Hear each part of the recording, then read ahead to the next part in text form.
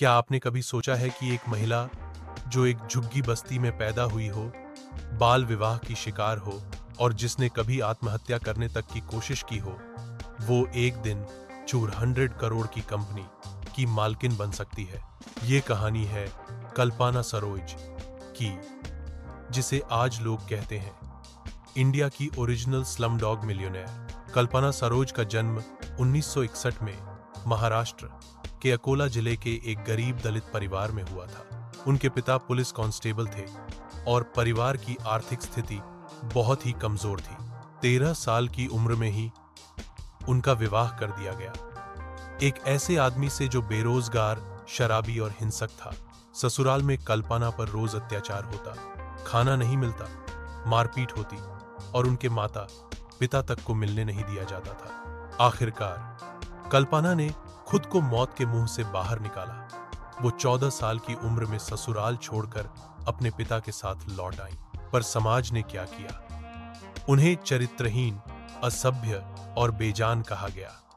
इसका असर कल्पना की आत्मा पर पड़ा और उन्होंने जहर खाकर आत्महत्या करने की कोशिश की, लेकिन किस्मत को कुछ और मंजूर था। उन्हें बचा लिया गया। इस हादसे के बाद कल्पना ने कसम खा ली, अब वे कभी हार नहीं मानेंगी, चाहे रास्ता कितना भी कठिन क्यों ना हो।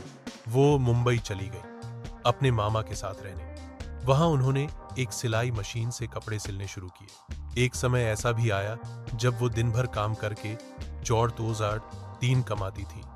धीरे धीरे उन्होंने देखा कि शहर में सरकारी लोन स्कीम्स हैं, खासकर SC से वर्ग के लिए। कल्पना ने इसे एक अवसर के रूप में देखा।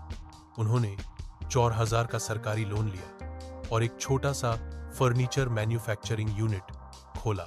यहीं से शुरू हुआ कल्पना सरोज का असली बिजनेस सफर। धीरे धीरे उन्होंने रियल एस्टेट प्रोजेक्ट्स में निवेश किया और फिर स्टील फर्नीचर से मल्टी प्रोजेक्ट बिजनेस वुमन बन गई। कल्पना ने सिस्टम को ब्लेम नहीं किया, सिस्टम को पढ़ा और यूज किया। अब आती है वो कहानी जिसने कल्पना सरोज को इंडिया की मोस्ट रिस्पेक्टेड बिजनेस वुमेन में शुमार कर दिया। कमानी ट्यूब्स मुंबई की एक पुरानी कंपनी थी जो 1980 में बहुत नामी थी, लेकिन लेबर स्ट्राइक, मैनेजमेंट फेलियर और करोड़ों के कर्ज के चलते कंपनी बंद हो चुकी थी। कमानी के कर्मचारियों ने खुद कल्पना से मदद मांगी। यहां कोई और होता तो डर जाता, लेकिन कल्पना ने 116 करोड़ के घाटे में डूबी हुई कंपनी को टेक ओवर कर लिया।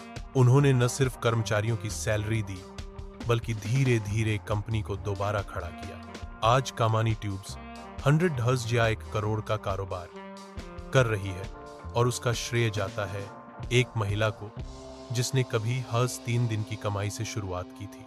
आज कल्पना सरोज सिर्फ एक बिजनेस वुमन नहीं है, वो एक रोल मॉडल है उन करोड़ों लोगों के लिए जो गरीबी, जाति, लिंग या हालात के कारण पीछे छूट जाते हैं। उन्हें भारत सरकार ने पद्म श्री अवार्ड से सम्मानित किया। वो कहती हैं, मैंने जिंदगी से लड़ाई नहीं की, मैंने उसे जीना सीख लिया। कहानी ये सिखाती है, हालात कितने भी बुरे हों, इंसान अपनी सोच से कुछ भी बदल सकता है। गवर्नमेंट स्कीम्स को अगर सही से समझा जाए तो वो गरीबी से बाहर निकलने की सीढ़ी बन सकती है।